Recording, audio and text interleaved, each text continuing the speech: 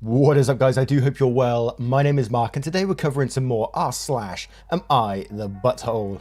If you'd like to skip the initial waffle, timestamps are in the description below and along the timeline, but if you are new here, please consider hitting that like, that subscribe and maybe that notification bell too, as it all really does help out our channel and I really appreciate it. Yesterday we had a new member on YouTube, someone who's gonna laugh at me for the way I pronounce their name, Neon Cat Nia. I'm sorry if I absolutely butchered that, but thank you so much for becoming a member. It really does mean the world to me, and you can become a member too, either on YouTube or heading on over to Patreon and joining over there, but no pressure to do so. We're in tough times right now, so please look after yourselves first. And with that being said, let's get in to today's stories. Much love, guys. Our first story comes from Sweet Baby. Am I the arsehole for not forgiving my husband, 26 male, for a mistake and not trusting him with our child? Throwaway account. I, 24 female, gave birth to my daughter 6 months ago, and it should have been the happiest moment in my life. When my daughter was born, her skin was very dark and looked like she could have 2 biological parents who were of African descent. My husband Jim, 26 male, fake name, was furious and accused me of cheating and left right then and there. He told everyone on both sides of the family what happened, made posts on social media and wanted a divorce. His family and a lot of our friends all called to say how upset they were at me and called me really nasty names. My mother was by my side the entire time, and I kept professing my innocence. Jim refused to pick me up from the hospital, threw my stuff out on the lawn and changed the locks, so I had to stay with my parents. When my sister called to ask for the baby stuff, Jim texted me pictures of the bare nursery room and said he got rid of everything. He even destroyed my art studio. I like to paint and the art I made, and told me my work would be too awful to sell. I was distraught and tried to focus on my baby. Weeks went by and Jim refused to speak to me directly and has never once asked about our child. Eventually he agreed to do a paternity and he was 100% the father. No one could believe the results and it was done again. Jim's the dad. Around the same time, one of Jim's cousins did the ancestry thing and there was around a 30% of African ancestry in the family. This combined with a test, Jim's paternal great-grandmother admitted to having an affair around the time Jim's grandfather was born, and because he could pass, she just assumed her husband was the father. Since then, Jim has been reaching out and everyone has come to apologise, and while it did feel good to feel vindicated, the damage has been done. I can't unhear or unsee all the horrible things that were said and done, not just to me, but to my child as well. Jim made some very racist remarks, things that I thought he'd never say, and he did so easily. Regardless of what our daughter looks like, I don't want her to be around that. What else will Jim and his family say or do next time they get mad? How are they going to treat our daughter when she does something that upsets them? Jim has been begging for forgiveness. I said I needed time. He has to see the baby and I let him, but I'm too afraid to physically hand her to him. He's repairing the nursery and keeps asking me what I would like, and I cry every time, saying we already had what I liked and some of the items that we had can't be replaced. He asked me if I still loved him and I admitted that he showed me his worst self and I don't know if I could live with that image. I didn't mean to be hurtful, but it's how I feel. My sister suggested couples therapy, but I don't feel like I should have to work to fix something that I didn't break. I've never cheated and I've been 100% innocent in all of this as a whole. Am I the arsehole for not wanting to give Jim a second chance? Update 1. I stepped away for a few hours and couldn't believe what I came back to. I am truly amazed by all the wonderful comments of support as well as the private messages. I also understand why some people may think this is fake, and all I can say is you're free to believe what you want in this. I also see some questions and I think I should clarify a few things, just in case your judgment may change. Number 1, all of this initially happened at the near February, and I was already settled at my parents' house before the pandemic hit. 2, one of the reasons Jim wouldn't pick me up from the hospital was because I wouldn't admit to cheating or give him any details, because there weren't any, which made him angrier. 3, based on the pictures Jim sent me, he didn't take a sledgehammer to the crib or anything, he just took the stuff down to either return it for the money or gave it away. While deeply hurtful, I wouldn't call it violent, but maybe it is. 4, online he announced that I pushed out a dark-skinned baby and he was going to divorce me. His family started with racial comments and eventually he started doing it too, but only through my family. He refused to speak to me directly. 5, once the truth came out, everything he and his family posts were all taken down, but I and a few friends still have the screenshots. Jim never wrote down his racial remarks. 6, while he didn't say any of the racist words, he did make comments about our daughter being a welfare princess and how I was going to be just another baby mama. 7, just to clarify, Jim is white and I am at least half white. One of my parents is adopted, and with everything that's happened they decided to do the ancestry thing too, and we should be getting the results any day now. Wow, what a story to start off on. Now I don't know too much about this subject. I've certainly heard of like I've heard of like white couples having like black babies and the opposite way around as well, black couples having white babies. I've certainly heard of this before. I'm not sure if it has a name or anything like that. I'm not too educated on it. I've never really looked into it too deeply. And I can certainly understand why the father would be sort of stood there while this is happening going, I think it would certainly be something that would make me pause for a second and think, But at the same time, I don't think I would act that way immediately and go, no, fuck this, and then go home and chuck all her stuff out and destroy everything. I think that was way too much. And the way everything was dealt with afterwards, the racist remarks, social media posting, like public shaming her, it's just not on. I don't know why people go to this straight away without talking first. You know, your wife is innocent in this. It says in the post she's never shown any inkling of being a bad person or cheating or anything like that. So for him to react the way he did, it's just out of order. But let's have a look at the comments below and possibly get some education. Rose Scarlett says, not the arsehole, and quotes a section and says this: when people show you their true colours, believe them. Regardless of who was right or wrong, he handled the situation horribly. If he really loved you or was a good person, he would have just asked for a paternity test from the beginning. Instead, he destroyed your things, etc. This makes it very clear how he and his family will react to situations. I'd stay away and not forgive him. Good luck. Boom Button says, not the arsehole, get a divorce lawyer and speak with a domestic violence counsellor. Trashing your shit is domestic abuse, no matter how good a reason Jim thought he had. Don't go to couples therapy unless the lawyer says it will help in maximising your custody of the baby. And Gillian Seed says, you know what is forgivable, his initial thought that a child was likely not his. I think we can all agree it would be disconcerting to have two Caucasian parents produce what looks like a non-Caucasian baby. You know what is potentially unforgivable? Everything he did after that. He could have easily told you to stay somewhere else, or he could have stayed somewhere else until you got the necessary paternity. The shouting, the social media, throwing clothes out, that's up to you to figure out if you can forgive it or not. Not the arsehole if you decide you can't. I will say though, regardless if you stay with him, regardless if you forgive or not, you should allow him to start bonding with the baby because it's his child too. That's not forgiving or forgetting, it's just making sure the baby has a chance to bond with her father. Grims Nismal says, and replies to this saying, he trashed her to everyone, destroyed her things, and went on a racist rant about his own baby. That child will be a lot better off without that influence in her life. Take it from someone forced as a child to be around hateful family members.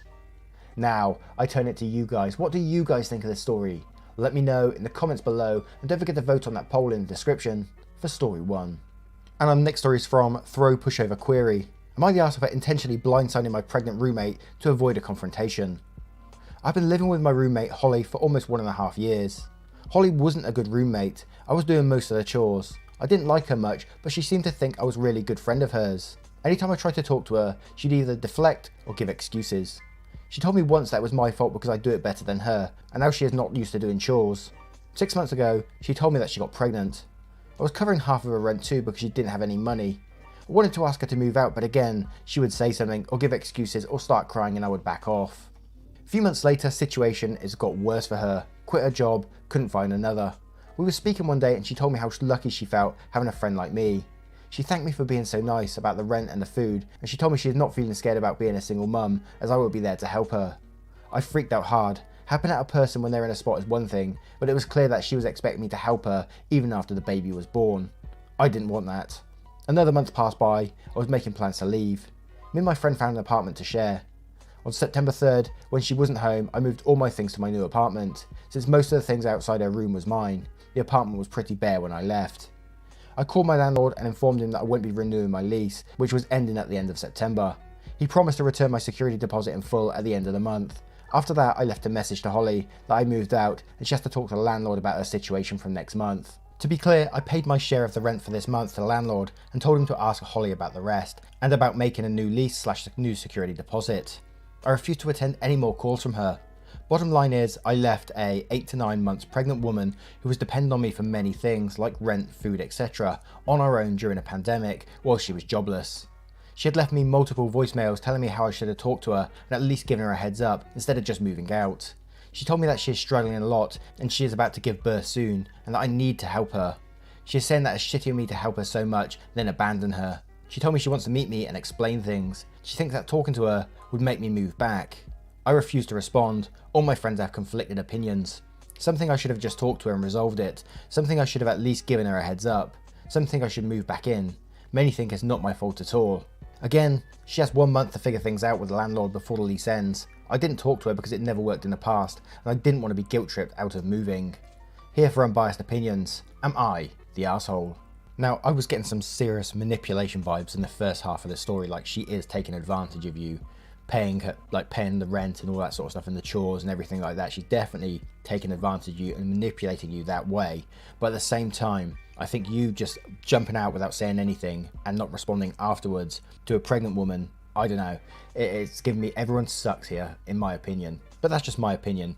I think me personally being in that OP spot, I would have turned around and said, look, I'm moving out, you have a month to sort yourself out or 2 months to sort yourself out, and by that time I am leaving. I'm not paying another penny towards you, so it's up to you what you do. You're an adult, we're both adults, we're moving our separate ways now. As I said, this is just my opinion. And I found one awesome comment which I'm going to read out on this one. Pretend It's Witty says, not the arsehole because she is intentionally gaslighting you. There is clearly some victim blaming / emotional manipulations going on here, even if it's small. Then quotes the section saying, it's your fault I'm not able to pay rent / do chores. You do it better than me. You kept doing it, so it's your fault that I'm not able to now. And then says, you tried to talk to her. You tried to get her to do chores. Didn't work. You tried to talk about paying rent properly. Didn't work. Each time she pulled some emotional manipulation, crying, deflecting and gaslighting.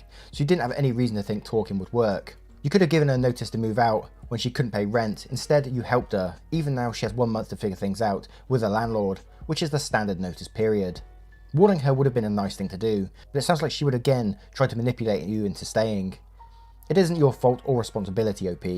You were more than nice. She's just a mooch and a horribly entitled one at that. Don't worry about this anymore. Then there's an edit to OP. Hey OP, I understand you don't like confrontations, but setting boundaries, standing up for yourself, saying no, identifying when people are taking advantage of you are incredibly important life skills. While it worked out this time for you, it always may not. I strongly suggest you work on how to assert yourself better. And there's some very, very good points all throughout that comment, but I would like to know what you think of this story now. Let me know in the comments below, and don't forget to vote on that poll in the description. And our next story comes from Cake or No Cake. Am I the arsehole for not doing anything for my daughter's birthday? My daughter, let's call her Thea, turned 15 last Saturday, and due to the pandemic, we couldn't really celebrate it. I asked her a few days before if there was something special she wanted to do, and she said no. On the day of her birthday, I asked her if she wanted me to order cake, and she refused that too. She's introverted and doesn't like making a big deal of things, so I let it be. She spent most of her day talking to her friends on call, and I cooked a nice dinner for her and my son. My wife is usually the one who organises birthdays and stuff, but she's been living with her mother for the past few days, due to some health issues. On most birthdays, my wife is also met with the I want nothing by my daughter, but she does stuff anyways. She usually bakes a cake, buys some gifts, and cooks all of her favourite foods. The next day, on call, she asked me what I did for Thea's birthday. And when I told her my daughter didn't want a celebration, she blew up on me. According to her, my daughter is too shy to ask for things and doesn't like asking people to make a fuss about her birthday. She was very angry that I didn't even buy a cake for her, even after repeatedly told her Thea said she didn't want a cake. She was very angry that I didn't even buy a cake, after I repeatedly told her Thea said she didn't want a cake. According to her, these are things that should be done without asking. I would like to mention that my wife coddles my children a lot. I thought that was the end of the conversation. Later in the evening, my brother-in-law showed up with a cake and gifts for Thea. My wife probably asked him to do so, but he's very close to the kid, so I didn't think much of it. But then he jokingly said to me, what kind of father doesn't buy a cake for his kid's birthday? I told him the same thing again, and he said that having your birthday during the pandemic was horrible enough, and I should have just bought some cake. I agree it is, but she said she didn't want it. It's been annoying me a lot. I hate how both my wife and brother-in-law keep implying that I don't know what my own damn kids want. I just want to know, am I really the arsehole? I just did what my daughter asked. More information. 1. I did not do nothing for my daughter. I made pizza for dinner, which she loves. I also sang her the birthday song and hugged her really tight. There was someone who had a problem with that. My daughter isn't big on physical contact, but she likes to hug people on their birthdays. It's a tradition she started. I was not forcing her to do something she didn't want to do. 2. The whole buying the cake on the same day. I don't know how it is where you live, but as long as I can remember, cakes are bought on the day of the birthday. I did not know this was something people didn't do. Unless of course it's a customised cake, and we haven't done that for the kids since they were 10. 3. My wife is not a horrible person. A little bit overbearing, sure. She did wish my daughter in the morning, but she was busy taking care of her mother. Update, wow, I can't believe the number of things people picked apart from this post. Some of you are worse than English teachers trying to find hidden meanings in blue curtains. However, I decided to apologise to her. I did speak to my daughter. I sat her down and apologised for not doing anything or buying a cake, and her only response was, Papa chill, it's just a birthday. I did give her money, and before you get on my case about how unthoughtful that is, she usually spends her money on books or clothes. I feel those are hard things to pick for anyone, not just my daughter. I'd rather she buys something she likes than be stuck with something she doesn't. I think the major problem for people is that I waited for the day of her birthday to buy her a cake, which means I don't care about my daughter. I don't know what to say about that. Getting a good cake isn't that hard. People keep saying that I should have pre-ordered so they don't run out of cakes. If the store don't have what I want, I'll just do another store. There's a million of them. Holy shit. Also, the person who got on my case for saying my daughter instead of our daughter needs to calm the fuck down. I'm going to end this here. Thanks to all the people who sent me an award. In some ways, he's so right about Reddit, like saying my daughter instead of our daughter. I mean, come on, man. And although I am going to say you are the arsehole in the story, it's going to be a very slight you're the arsehole. It's not going to be a Reddit style you're the arsehole, like, oh my god, you can't say it's my daughter and all that kind of shit, because I don't play to that kind of thing like, you know, you get some of the comments do. And I can also understand your daughter probably is just too shy to ask people to make a fuss of her. You know, most people are. Most people don't. Not many people will say, yes, I want everyone to go crazy for my birthday. Buy me a cake, buy me presents, yes. It's just not like that. And I feel very much the same about it. But let's have a look at the comments below to see what we can find. Time and Entropy says, you're the arsehole. The reasonable question is, what cake do you want? Not, do you want a cake? My dad did this stuff to me. I also refused. Not because I didn't want a cake, but because he made me feel like a burden. It's your kid's birthday and your wife is correct. Some things don't need to be asked. It sounds like you didn't get her a gift either. Did you just leave that out, or did you literally do nothing for your child's birthday? Texas World says, you're the arsehole, seriously. Who doesn't get their 15-year-old anything for a birthday? These things are things that should go without saying. You shouldn't even have to ask. And I've just realised that he asked her if she wants a cake on her birthday. Am I right in saying that? Well, that makes you a bit more of an arsehole in my opinion. Northload7360 says, gentle, you're the arsehole. Your wife is probably right. Your daughter is too shy or polite to tell you what she wants you to do for her birthday. Don't even get me started on how society conditions women to make themselves small for men's comfort. Mum always made sure she was celebrated, so daughter likely thought she could decline your offers and it would happen anyway. It sounds like your wife struck a good balance between making the day special without causing fear to feel uncomfortable. Celebrating a child's birthday, even if they politely say you don't have to do anything, is not coddling them. I suggest you plan a special activity with your daughter to remind her that you value her and a special day. Now I'm going to turn this one to you guys. What do you guys think of this story? Let me know in the comments below, and don't forget to vote on that poll in the description for story 3. And our next story is from a throwaway account. Am I the arsehole for telling a co-worker he was being racist for saying getting my ears pierced at a young age was wrong, causing him to be fired? I'm a first-generation American with an Indian background. In our culture, a baby gets his head shaved at a year old, and usually for girls, their ears pierced around the same time. This was done for me, and I'd like to think it's why I have amazing hair, and I'm also very happy that my ears were pierced when I can't remember the pain. I love wearing earrings. So I'm not saying I would actually do this to my own child since I'm not religious, but I do respect that it's a very important part of my family's culture. A co-worker of mine went on a tirade saying me getting my ears pierced as a baby was bad, which I highly disagreed with, especially since my piercings will always close up and it's not permanent.